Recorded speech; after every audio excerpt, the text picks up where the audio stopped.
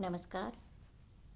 MA उत्तरार्ध भाषा विज्ञान के पेपर में आज हम पढ़ने जा रहे हैं वाक्य की परिभाषा, प्रकार और वाक्य परिवर्तन के कारण।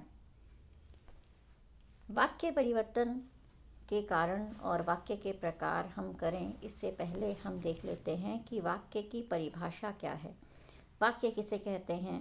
फिर हम देखेंगे वाक्य के प्रकार और वाक्य परिवर्तन के कारण। वाक्य किसे कहते हैं, इस संबंध में हमारे यहाँ अलग अलग मत रहे हैं। सबसे पहले हम देख लेते हैं कि वाक्य सामान्य शब्दों में हम किसे कहते हैं। वाक्य सार्थक शब्दों का समूह है जो भावों को व्यक्त करने की दृष्टि से अपने आप में पूर्ण हो।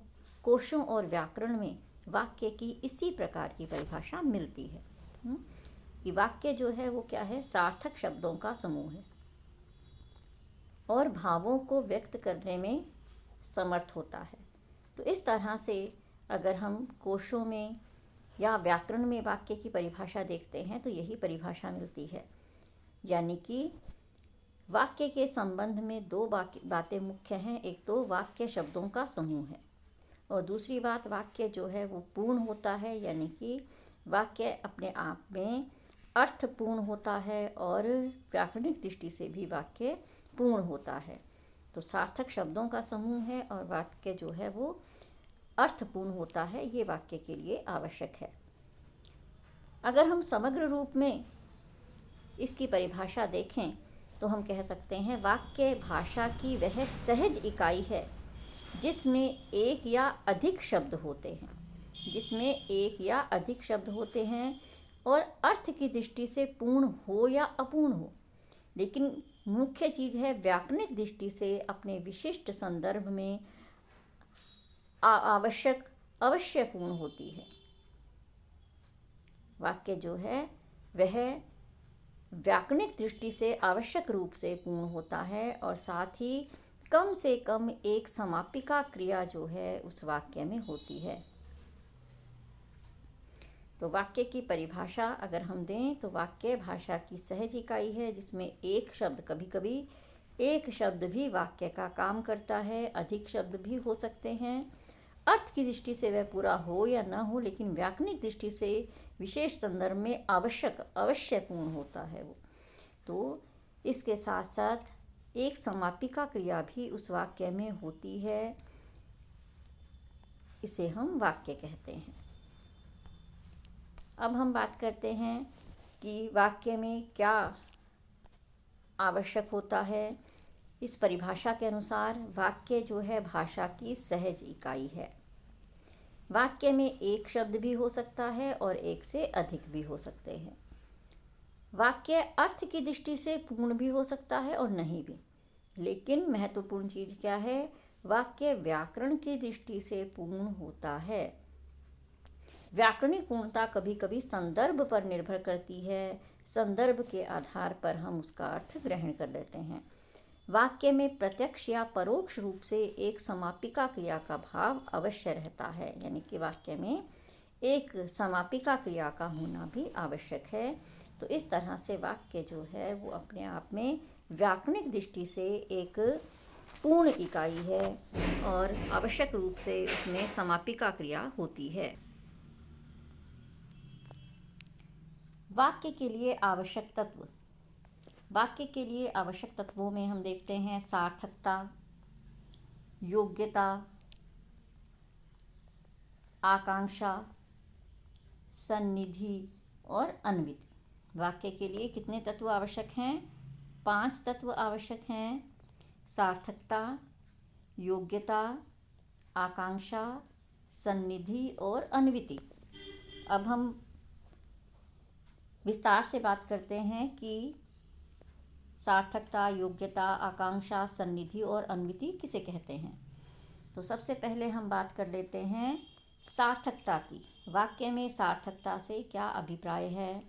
सार्थकता का आशय है वाक्य के शब्द सार्थक होने चाहिए।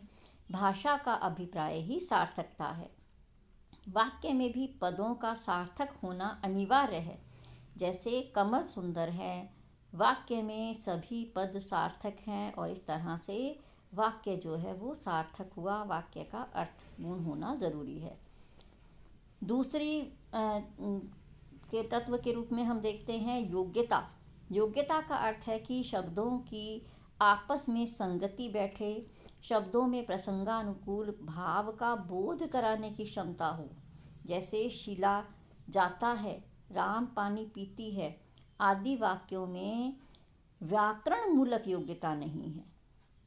व्याकरण के अनुसार इन शब्दों में योग्यता का अभाव है, यानी कि राम पानी पीती है स्त्रीलिंग शब्द का प्रयोग हुआ है जबकि पुल्लिंग होना चाहिए। तो यहाँ पर वाक्य जो है व्याकरण मूलक योग्यता के अभाव के कारण यहाँ ये वाक्य जो है वो सही नहीं कहा जा सकता। अब हम अगले तत्व के बारे में बात करते हैं। तीसरा तत्व है आकांक्षा। तीसरा तत्व है आकांक्षा।